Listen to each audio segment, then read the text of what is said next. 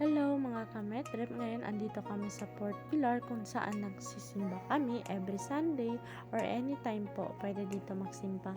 Dito lang po yan sa Zamboanga City.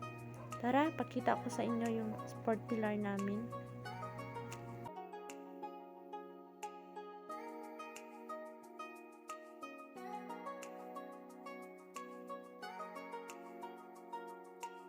At magbibili muna tayo ng kandela.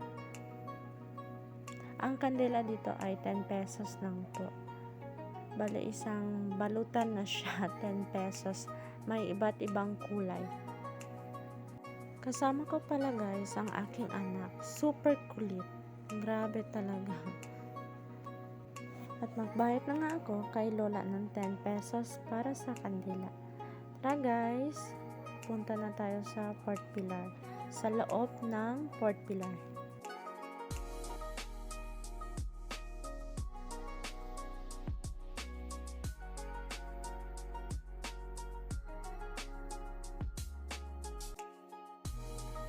At andito na nga tayo guys sa loob ng Port Pilar.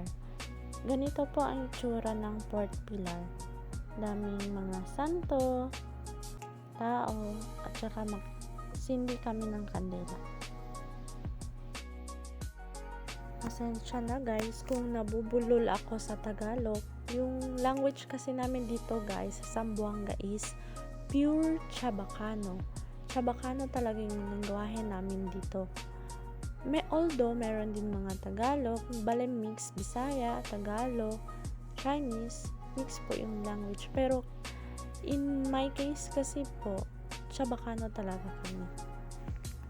And ito na nga po, punta na tayo sa mga santo.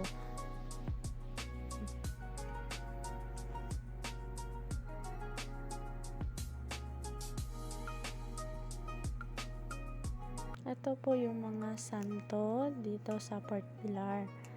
Bale si Mama Mary, si Papa Jesus. Bale, mag-pray po kami isa-isa.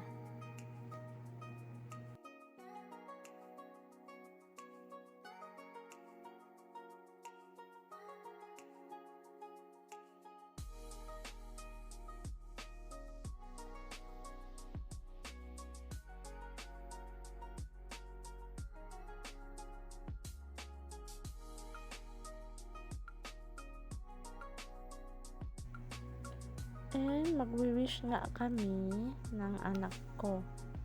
Every time magpunta kami dito guys, nag-wish kami.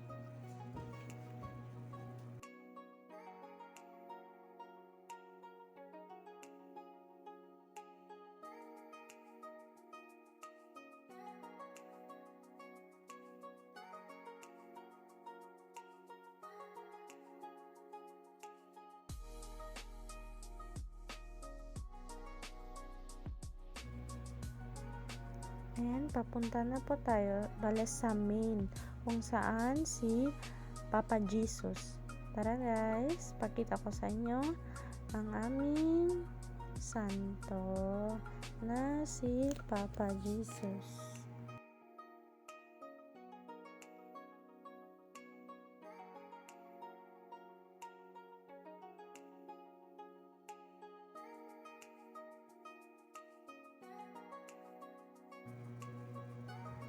And ayun lang guys ang aking videos for today. This is Hazel Anwahe aka Miss Medret ng Zamboanga. Thank you guys for watching. Please guys subscribe my YouTube channel. Thank you.